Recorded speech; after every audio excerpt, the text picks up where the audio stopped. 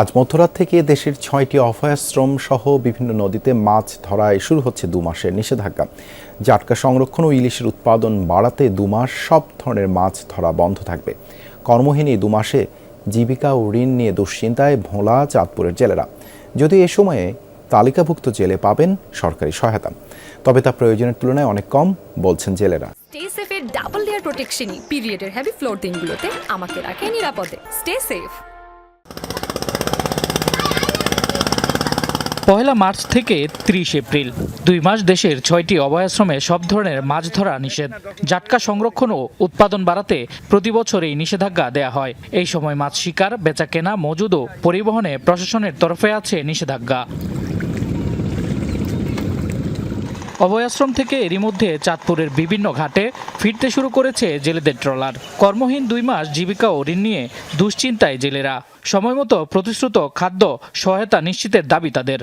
আমরা তো আমগো ফেডারেল খিদে আমরা যাইতো আমগো যুগা চাল দেয়, আমগো তরকারি নেই, আমগো ফোলা বান্ধে কষ্ট নাই, আমগো ফোলা বান্ধে যে ইদাই এই কিছু কিনা দিতে পারব না। 40 কেজি চাল দিলে আমরা ভাই 27 কেজি 28 কেজি। আমগো যে কিস্তি আছে, সংসার আছে, 2 মাস অভিযান থাকলে এই কিস্তিটা আছে না বন্ধ করলে জেলেদের লেগে আছে না ভালো হয়। অভয়াশ্রমে জাটকা সংরক্ষণ অভিযান সফল হলে আগামীতে ইলিশের আহরণ বাড়বে বলছেন সংশ্লিষ্টরা। সঠিকভাবে নিষেধাজ্ঞা বাস্তবায়ন করা যায়, তাহলে সেই ছোট ইলিশ বড় হওয়ার সুযোগ, অর্থাৎ সামগ্রিক ইলিশের উৎপাদন বৃদ্ধি পেতে পারে। আগামী 2 মাস আমরা যেটাকে বলে থাকি একটা কন্টিনিউয়াস একটা জার্নি থাকবে, যাতে করে কোনো ক্রমে আমাদের জেলে সম্প্রদায় যারা আছেন আমার সহকর্মীরা তারা যাতে কোনো ক্রমেই জাটকা ধরা প্লাস এই বিষয়ে তাদের মধ্যে কোনো অনুভূতি জাগতে না পারে। এদিকে ভোলার মেঘনা ও তেঁতুলিয়া নদীতেও কার্যকর হচ্ছে নিষেধাজ্ঞা।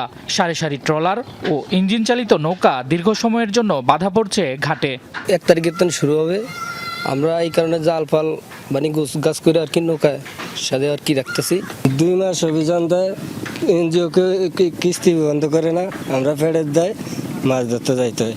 ঈদও সামনে আইতে আছে, রমজান মাস, এখন সরকারের কাছে আবেদন চালিয়ে দেন, তাড়াতাড়ি করে দেয়। আমাকে সঠিক মতো চালিয়ে দেয়, আর যেমন চালিয়ে লাগে আমরা যেন অন্য কিছু দেয়, এটি আমাদের দাবি। খাদ্য সহায়তার পাশাপাশি ইলিশ উন্নয়ন প্রকল্পের অধীনে এবারই প্রথম 2 মাসের জন্য জেলেদের দেয়া হচ্ছে তেল, আটা, ডাল, চিনি ও আলু। এই প্রথমবারের মতো পাইলট আকারে খাদ্য সামগ্রী দেওয়া হবে এই 2 মাসের জন্যই। আমাদের ভোলা জেলার 13,600 জন জেলেকে এই খাদ্য সহায়তাটা দেওয়া হবে।